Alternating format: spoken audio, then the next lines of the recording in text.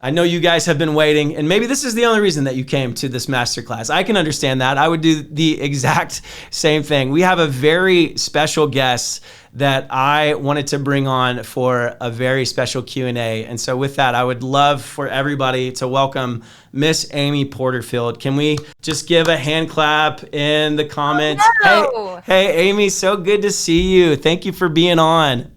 Well, thanks for having me. I am so excited about this conference. I cannot wait to get on stage. I can't wait to meet everybody. And the topics are going to be perfect for those that are building audiences and building businesses and making things happen. So thanks for having me. I'm really excited about it. Man, I can't tell you how excited we are that you said yes. We feel very special that you were willing to come and speak as a speaker. I have been a longtime fan. I think I've mentioned this before.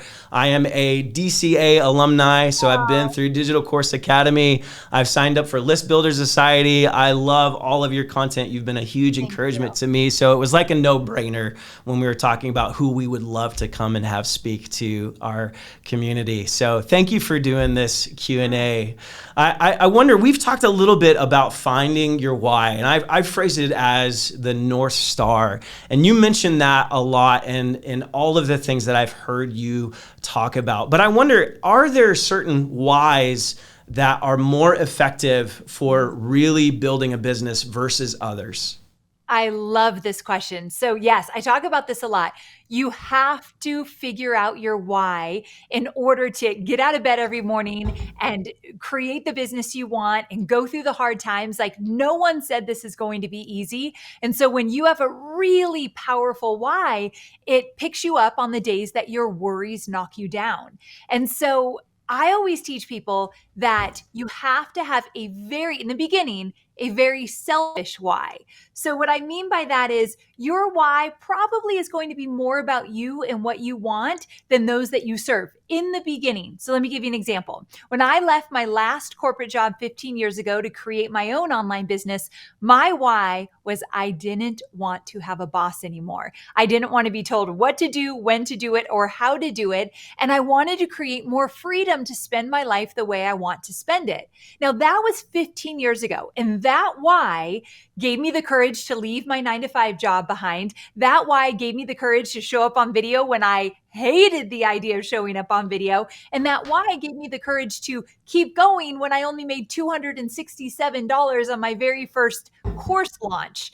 But I will tell you 15 years later, and my why is very different. Your why will evolve. Today, it's that I know there's a woman in a cubicle working for a job where she's underpaid and underappreciated, and she deserves to be her own boss and make her own money. And I'm here to show her how to do that based on the experiences I've had over the last 15 years. My why is different now, but regardless, it has to hit you in the gut and feel like something that will get you going when things are tough. So if you don't really know your why, or your why doesn't speak to you like it should, then let's spend a little time, 10, 15-minute journaling session saying, why am I doing all of this? Why am I willing to go through the fire to get through the other side? Why does this matter to me? Yeah, that's so good. I personally have seen that from my own experience of building something and then looking back and realizing, wow, this isn't actually where I wanted to end up. Yeah. And so I had a lot of regret. I'd spent years of trying to do something and sacrificing to realize this wasn't actually my why. And so starting with that is so essential, so important. Another thing that you mentioned in your book, 2 Weeks Notice, is the idea of marketing yourself through long form content specifically. Yeah. And I noticed in the book that you say that, long form content like blogging or videos is really the bread and butter, and social media should just be a little bit of salt, a little bit of flavoring to what you do. Can you talk a little bit about why that is? I learned this strategy going to my own event. So I just want to point out that I've been in business for 15 years, and I would go to marketing conferences before I even left my 9-to-5 job. I would get in the room with the experts. I would learn new things. You don't learn this stuff in school, and you can't expect yourself to know it. So this one thing I'm going to teach you is something I learned years ago at a marketing conference, and I still go to conferences in order to get the knowledge and know-how that I need. So I'm really excited for those of you who signed up because, one, I can't wait to meet you, but two, this is literally how I grew my business as well. And so long form content, what I'm talking about is a blog or a podcast or a video show. And I'm talking every single week. I call this original content. You have to create original content. And social media is not enough. Social media is fickle. Mark Zuckerberg or Elon Musk can change that algorithm, and boom, the way you've been doing business could change overnight. I love social media to grow your audience and get your content out there, but it's important that you have a central hub where your original content is being posted every single week, rain or shine. So let's take a podcast, for example. That long form content is going to do two things. I don't think people talk about this enough.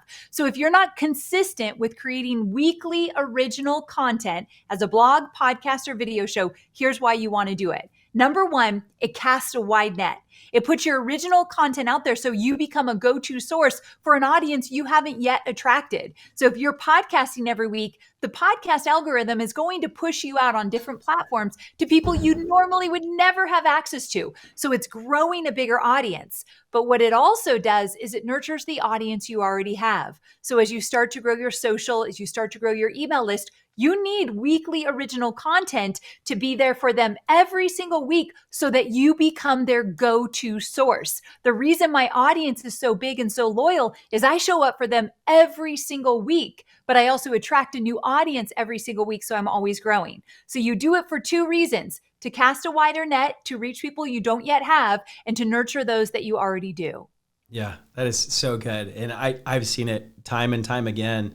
I mean, your content is the reason why I found you and have become an avid fan. So it is working in a real way. You also mentioned quite a bit, like part of DCA, you talk about finding your ideal client avatar. Yeah. And that's something that we've talked about specifically on this masterclass is niching down and finding the perfect client that fits just for you. But I know a lot of people struggle with this, right? They struggle making the leap and saying, okay, I'm doing it. I'm just for these people. For the folks who struggle, how would you encourage them? So the number one reason a lot of people won't do it is because they don't want to exclude others, or they're afraid, what if these people think this isn't for them and then I'm not going to make enough money? I promise you, if your message is clear, those that you want the message for, that you're creating it for, they'll find you. But even people kind of on the outskirts of that message, they don't totally fit, but they like you and they like your content, they will also participate. So do not worry about not getting enough people in. It's really weird. It's like a magical thing. I know that sounds silly, but the more honed in on your message and the more niche that you get, the bigger your audience gets, because those who need you will be able to find you easily. And here's a little tip. If you're struggling for who your ideal customer avatar is, one of the easiest things to do is ask yourself, am I my avatar just years ago? So I teach people how to grow online businesses from scratch, how to create digital courses from scratch.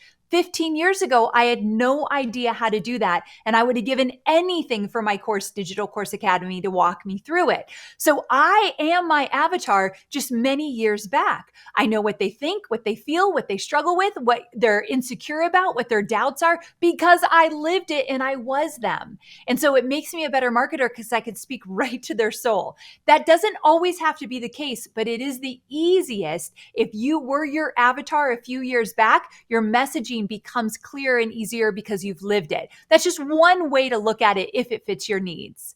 Yeah, that's really good insight. I can't thank you enough for coming on and answering all these questions. It's been so helpful.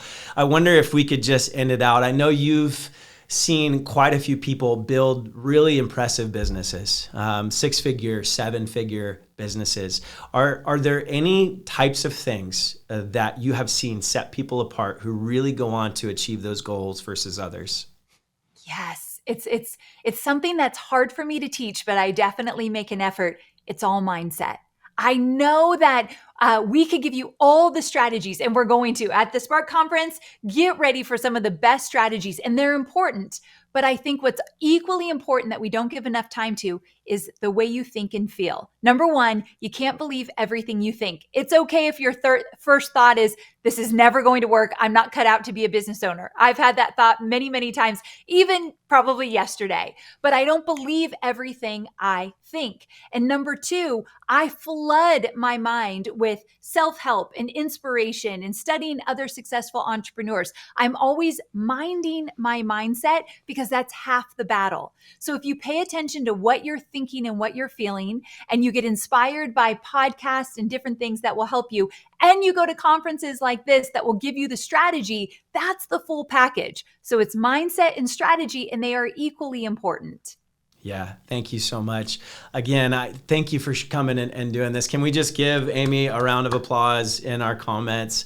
I can't wait to hang out with you in October and get to hear you speak. And I know it's going to be such a good time. It will. Thank you so much for having me. I cannot wait to meet all of you. Please make sure you find me, come up, give me a big hug because it makes it so worth it.